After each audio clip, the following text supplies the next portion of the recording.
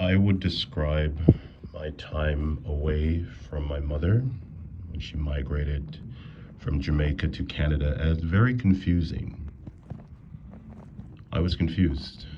I wasn't sure what was going on. I was still a child, so nothing was really explained to me. I just remember having to live with my grandfather, and then all of a sudden my mother wasn't there for years. So I was confused at first, and then I was a little sad.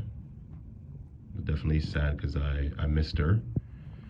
So yeah, first there was confusion, then sadness, a bit of loneliness, but I was still a kid, so I was resilient, so I bounced back, and then here I am.